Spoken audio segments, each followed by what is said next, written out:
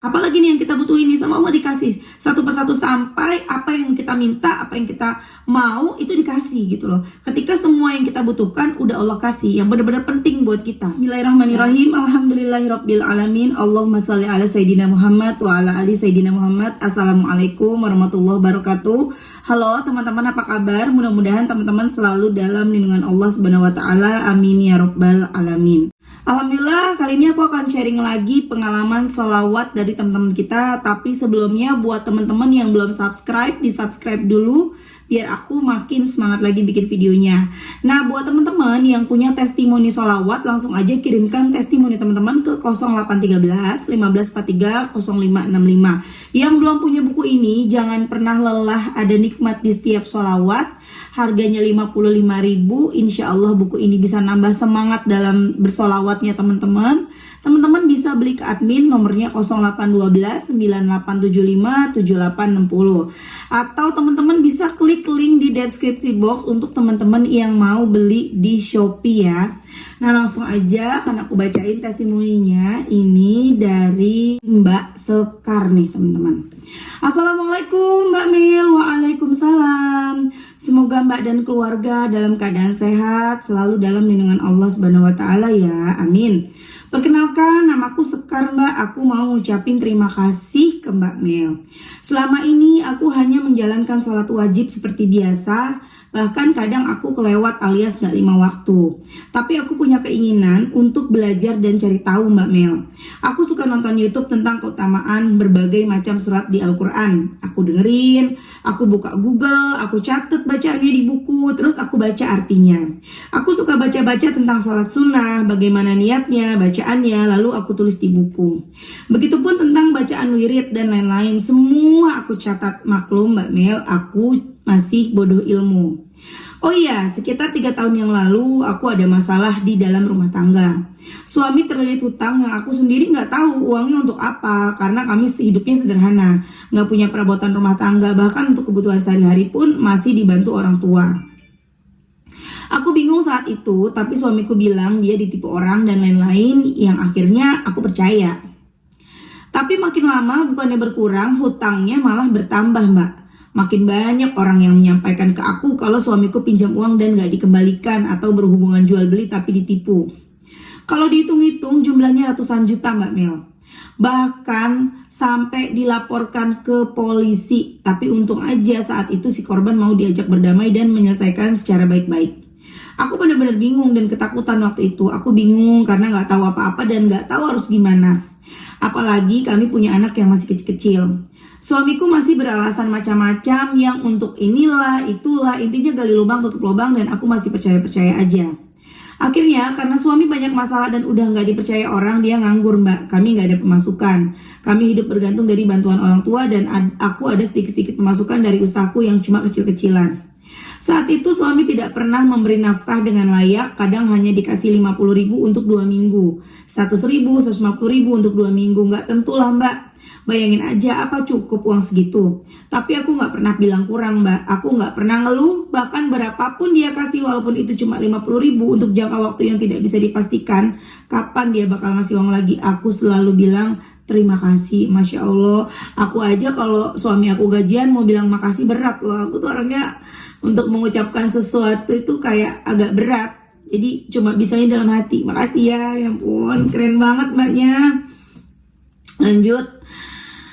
Dia bilang aku mesti ngertiin dan prihatin dulu karena dia kerjanya serabutan, hasilnya nggak tentu dan itu pun masih harus nyicil utang bayar kontrakan. Tapi ternyata enggak Mbak, utang nggak ada yang dicicilnya, kontrakan nggak ada yang dibayar, sampai aku dan anak-anak hampir diusir dari kontrakan. Suamiku sering pergi Mbak, dia jarang di rumah, jadi setiap ada orang nagih utang selalu aku yang jadi korban karena aku dan anak-anak yang ada di rumah. Motor digadai, modal-modal usahaku dijualnya. Pokoknya benar-benar habis Mbak Mel. Lama-lama terbongkarlah semua boroknya. Orang-orang yang dia tipu akhirnya makin banyak yang ketahuan. Cewek simpenannya yang sering dia traktir ini itu juga bermunculan. Bahkan aku baru tahu dia sering memanfaatkan aku dan anak-anak untuk berhutang dan bikin cerita-cerita sedih supaya orang iba dan saat dia mau hutang atau ditagih bayar hutang. Meledaklah marahku saat itu Mbak Mel, tapi saat itu dia sama sekali nggak ngerasa bersalah, bahkan dia menghasut anakku yang kecil dan membawanya pergi. Akhirnya kami pisah, dia bawa anakku yang kedua dan aku pergi dengan anakku yang pertama.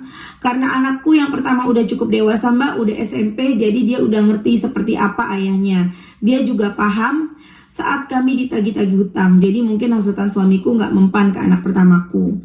Jujur Mbak Mel, aku sempat terjerat pinjol saat itu karena aku bingung gimana caranya bisa makan dan kebutuhan-kebutuhan lain. Padahal aku udah sangat-sangat berhemat tapi nggak bisa. Kebutuhan tetap aja ada, terutama keperluan sekolah karena saat itu anakku mau masuk SMA. Aku butuh biaya yang lumayan untuk uang masuknya, padahal aku nggak kerja karena modal usahaku udah nggak ada, dijual semua sama dia. Hutangku nggak banyak sih Mbak, cuma 2 juta, tapi tetap aja aku nggak bisa tidur. Aku kencengin sholat duha dan tahajud, aku berusaha tepat waktu buat sholat wajib. Aku baca semua yang pernah aku catat waktu itu Mbak, Waqiah, Ar-Rahman, Surat Ad-Duha, Asy-Syams, Wirid, semuanya Mbak. Aku baca-bacain semuanya, intinya aku cuma minta pertolongan, entah gimana nanti cara Allah memberi pertolongan, pokoknya aku pasrah. Masya Allah Mbak Mel, bener-bener pertolongan Allah datang. Aku gak tahu berapa lama aku amalin yang sunnah-sunnah itu, karena aku juga gak pernah ngitung. Aku cuma selalu doa dan minta sama Allah. Aku yakin Allah pasti dengar. Aku yakin Allah bantu segala kesulitanku. Tapi aku pasrah Mbak, aku gak bertanya-tanya kapan Allah bakal bantu. Intinya aku ngerayu aja lah kayak anak kecil yang lagi pengen dibeliin sesuatu sama orang tuanya. Tiba-tiba keluarga ada acara, aku harus antar ibuku buat pulang kampung Mbak. Pulangnya aku dapat lebih dari 2 juta. Uang jajan dari tante-tanteku kalau aku hitung lebih dari 2 juta Mbak. Pokoknya aku bisa bayar lunas pinjolku dan masih ada sisanya. Setelah itu cobaan datang lagi, anakku gak bisa masuk SMA negeri Mbak. Jadi terpaksa harus masuk sekolah swasta yang biayanya tentu jauh lebih besar. Aku bingung, uangku gak cukup saat itu. Sedih rasanya kalau bayangin nasib anak. Aku coba cerita ke temen, aku bilang aku mau gade barang karena aku butuh biaya sekolah anakku. Temenku bilang gak usah digade, kamu butuh berapa? Saat itu aku gak nyebut nominal, aku cuma bilang seikhlasnya aja karena kamu bisa bantu berapa, nanti kalau aku ada rezeki aku kembalikan. Besoknya temanku transfer 1 juta Mbak, tapi masih kurang karena biaya masuknya kalau di total semua hampir 10 juta. Saat itu total aku baru punya uang 2 juta termasuk uang dari temanku. Aku buntu Mbak, gak tahu lagi harus gimana, padahal itu hari terakhir daftar ulang. Akhirnya aku beranikan diri bilang ke bapak. Bapak marah saat itu, bukan marah sama aku Mbak, tapi marah karena kecewa sama suamiku yang gak tanggung jawab. Sejak kami pisah waktu itu, sampai detik ini gak ada 1 rupiah pun dia kasih untuk anak Mbak. Saat itu bapakku bantu 3 juta, alhamdulillah Mbak, aku bisa bayar DP daftar ulang walaupun masih kurang dan sampai sekarang masih belum lunas. Yang penting anakku bisa sekolah. Saat itu aku mulai cari-cari tahu lebih banyak lagi dan ketemu channel Mbak Mel. Aku tonton satu-satu dan saat itu aku baru sadar kalau doa yang aku catat dan aku baca tiap hari itu ada salah satunya adalah sholawat munjiat. Tapi karena aku nggak tahu, jadi aku cuma baca sekali aja tiap habis sholat Mbak. Jadi kalau dihitung-hitung sehari ya cuma sekitar 5-6 kali habis sholat wajib dan duha. Tapi Masya Allah Mbak, walaupun sehari dibaca cuma 5 kali, doaku tembus ke langit dan selalu diberi pertolongan. Masya Allah. Sejak aku nonton channel Mbak Mel, aku makin rajin sholawat karena termotivasi sama teman-teman yang lain yang udah ngasih testimoni. Alhamdulillah sekarang sehari bisa minimal 300 kali sholawat munjiat atau minimal 5.000 kali sholawat Jibril. Dan Masya Allah Mbak, hajatku diijabah lagi, anakku yang kecil akhirnya kembali ke aku Mbak. Masya Allah. Padahal selama ini jangankan buat kembali, anakku lihat aku aja takut Mbak. Tiap kali aku datang ke sekolah buat nengok dia, anakku malah nangis ketakutan sama ibunya sendiri. Padahal selama ini anakku selalu aku urus sendiri, aku gak pernah punya ART, aku juga gak pernah nitipkan anak, semua anakku nempel sama aku Mbak karena sehari-harinya sama aku. Hancur hatiku saat anakku gak mau sama aku Mbak, dia nangis ketakutan tiap aku datang, aku dipisahkan sama anakku berbulan-bulan. Ini berat banget ya teman-teman ya, pisah dari anakku sungguh bagi aku adalah sebuah ujian yang berat banget. Masya Allah, keren nih Mbak sekarang.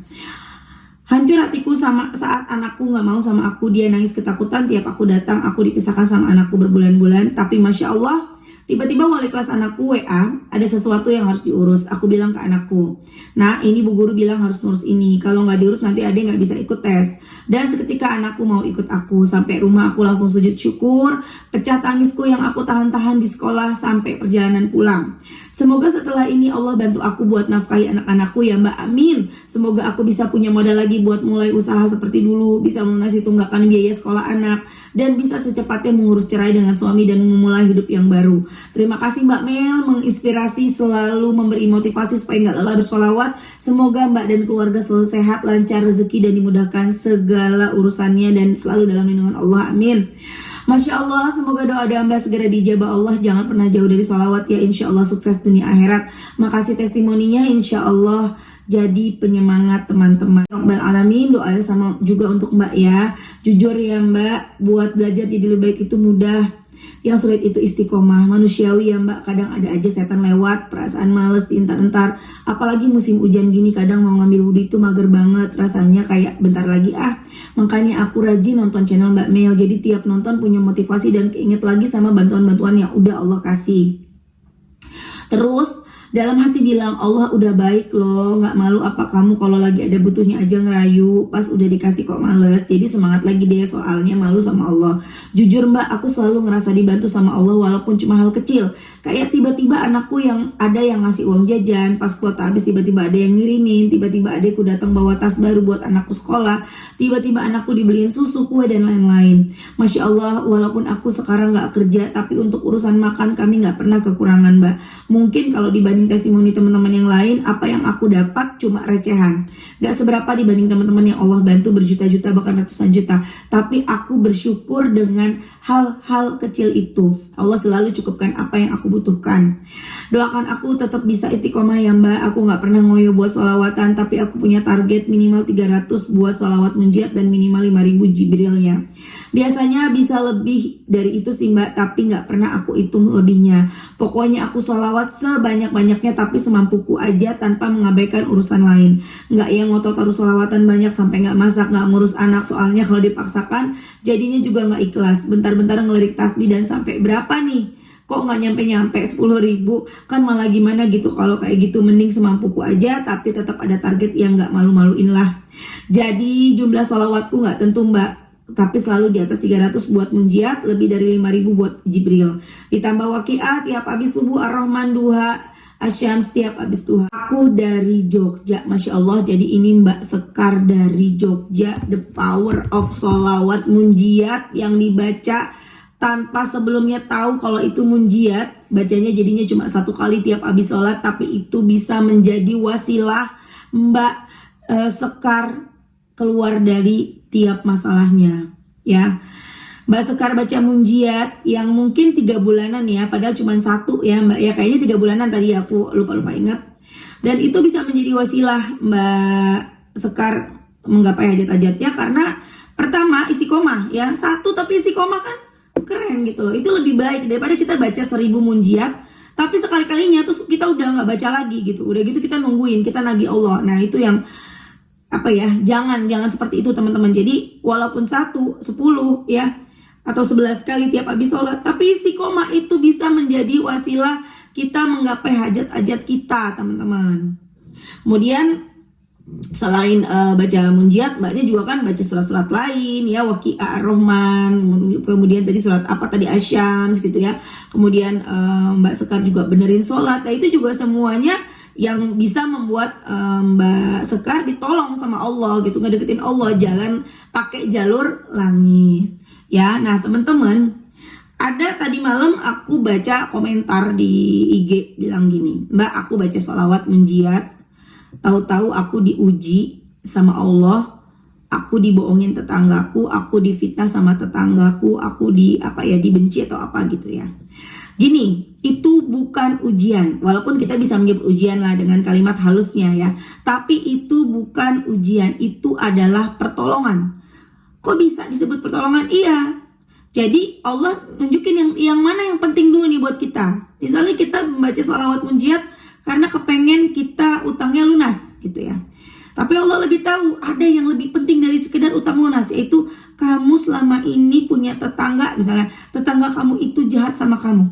Jadi aku selamatkan kamu dulu dari tetangga yang jahat itu.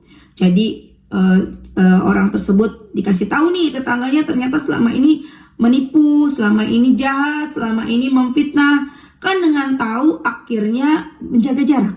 Bisa ngejaga, oh berarti sikap aku harusnya seperti ini nih kalau sama orang yang begini. Itu adalah sebuah pertolongan. Jadi pertolongan tidak selalu yang enak-enak. Pertolongan Allah tidak selalu yang apa yang kita mau, tapi Allah memberikan apa yang kita butuhkan. Dan kadang-kadang yang kita butuhkan itu sesuatu yang mengecewakan. Kalau kita dengar tuh kecewa gitu loh teman-teman ya.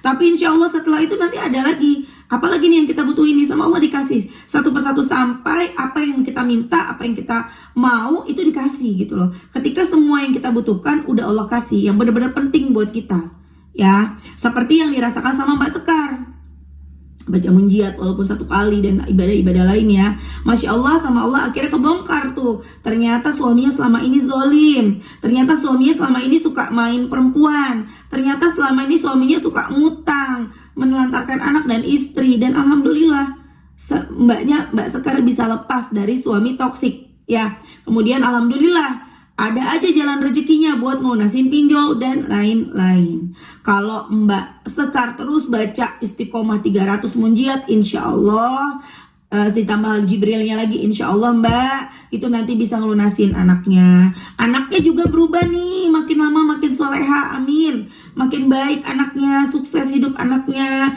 dunia akhirat, mudah nanti gak cuman SMA bahkan bisa kuliah, dapat pekerjaan yang bagus tuh. Kita jadi orang tua, doain terus anak kita jadi orang tua yang soleha, jadi orang tua yang baik. Insya Allah nanti tuh anak kita juga ngikut teman-teman. Bahkan kita gak nyuruh anak kita sholawat, dia akan bersolawat. Kita gak nyuruh anak kita untuk sholat, dia akan sholat karena dia mencontoh ibunya, dia mencontoh orang tuanya, dia melihat orang tuanya gitu ya. Kita doakan semoga Mbak Sekar sukses hidupnya dunia akhirat ya Mbak Sekar ya. Walaupun tanpa suaminya nggak apa-apa ya. Kalau memang nanti Mbak Sekar pengen menikah lagi, mudah-mudahan dipertemukan dengan jodoh terbaik. Gak ada yang gak mungkin bagi Allah teman-teman. Teruslah teman-teman berusaha, semangat, sholawatan ya. Dan ngomong-ngomong kalau kita malas-malasan ya wajar. Iman memang naik turun.